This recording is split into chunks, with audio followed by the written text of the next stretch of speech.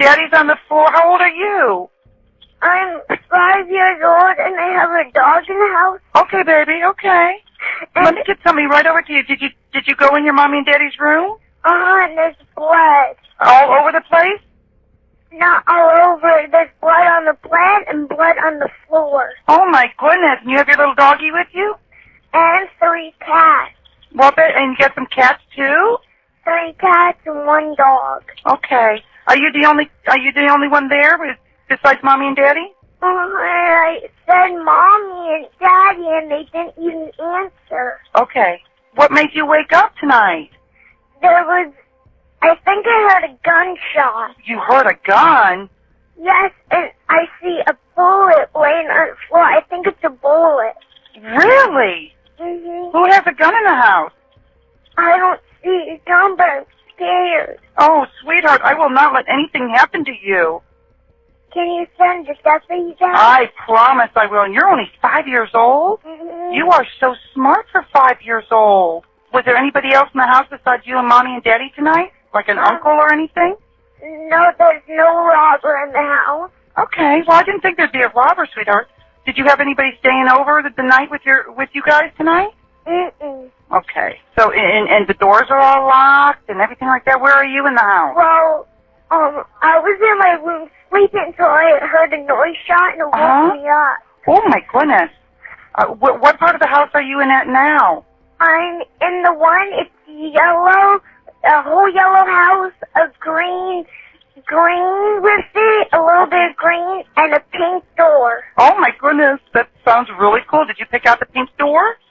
No, my mom picked out the colors. Look, I bet that's beautiful. Does mommy and daddy have a car in the driveway? 2 cars. 2 cars? What kind of cars do they have?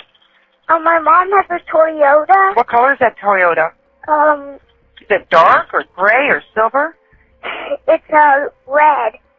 Red? Okay. What kind of car does Daddy have?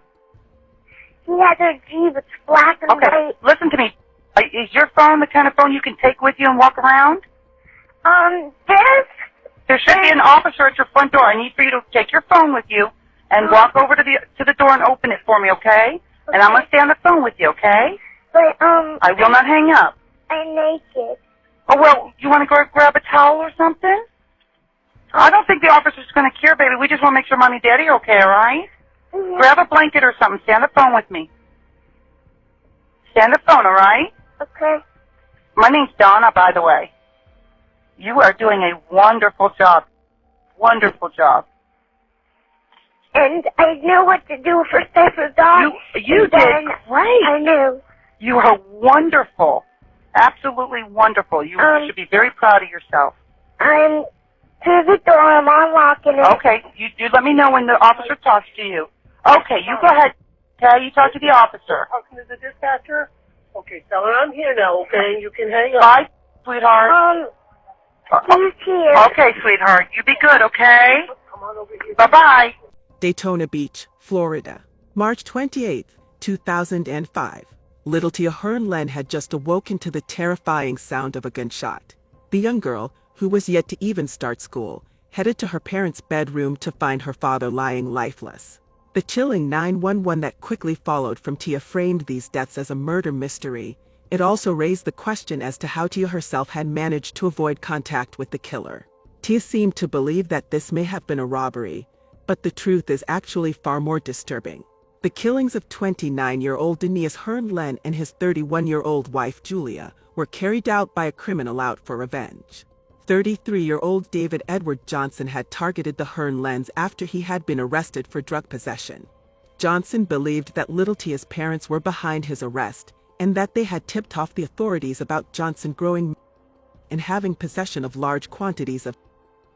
In reality, neither Aeneas nor Julia had been to the police regarding Johnson and his criminal activity where drugs were concerned. They were not involved in any investigation that led to his arrest. This does not mean that they weren't acquainted with their killer, though. At one time, the Hearn-Lens and Johnson had reportedly been friends. Whether that was true or not, no one ever expected such a frightful fallout. After his arrest, David Edward Johnson allegedly began stalking the surf-loving couple. He had arrived at the conclusion that his former pals had snitched on him, calling the police and reporting his criminal activities. This was untrue, but it didn't stop Johnson from seeking vengeance. He set out to ruin the lives of the Hernlens. Things eventually got so bad that Julia went to the police. Just a few months before Tia would wake up to find her parents dead, Julia attempted to get a court-ordered injunction to keep Johnson away from her family. This was their one chance to keep the family safe, to keep the family from being destroyed forever, but a judge denied the request, citing insubstantial evidence to go with the stalking claims. Johnson had not yet been violent at this point. There was no real proof that he had even been stalking the Hernlens. It was simply Julia's word, and ultimately, it wasn't enough to prevent her senseless death. When questioned about the case after the murders had been committed, Circuit Judge Richard Graham revealed that he wished he'd have acted differently at the time. It was hard to prove stalking with the allegations. Looking back on it, I would have liked to have done it differently. But you review each case on a case-by-case basis. Judge Richard's regrets mean little today, but for those of you hoping that David Edward Johnson was caught and brought to justice for the truly macabre murders, you may be in for a shock. After shooting Tia's parents, Johnson headed home, and later that day, he took his own life before authorities could arrest him. There was no note, no motivation or explanation for his actions. Did he know that 5-year-old Tia was in the house? Could things have been even worse had Johnson stumbled upon her bedroom? We will never know, but we do know that with 2 gunshots, David Edward Johnson took the lives of 2 innocent parents. Johnson's death soon after may seem a fit punishment for such a crime, but it brings no comfort, nor does it bring Aeneas or Julia back. Despite such a tragic incident, the main talking point from this shocking saga was the rather incredible manner in which Tia Hernlens managed to alert the authorities.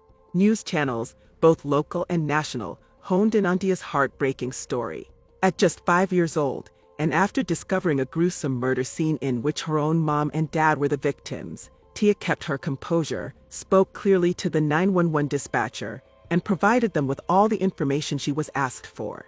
Volusia County Sheriff Ben Johnson praised the young girl for her efforts, as in different circumstances, such quick action may have been enough to save the lives of her parents. I don't know quite how to characterize what you hear in that 5-year-old's voice.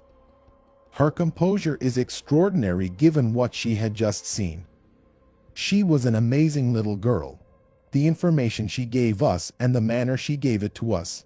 We wish we could get that out of adults. Sheriff Ben Johnson, when Tia made the horrifying discovery that night, her father Aeneas was actually still alive. The 29-year-old man was not pronounced dead until he reached the Halifax Medical Center in Daytona Beach. Julia Hernlens, on the other hand, who was just months away from graduating college with a law degree, was pronounced dead at the scene. From describing the colors of her home, to even being able to name the make and model of her parents' cars, Tia Hernlens was remarkably focused and brave in the face of such tragedy. After surviving the ordeal, one would not expect a swift recovery. Tia moved to live with her grandparents in Central Florida soon after the deaths of her mother and father. Today, Tia's in her early 20s. She has carried on with her life while keeping out of the spotlight. She has never spoken about what she witnessed that fateful night, and we have no way of knowing just how much of it she remembers. Perhaps the most disturbing part of Tia's tale, though, is that the man who murdered her parents was once considered a family friend.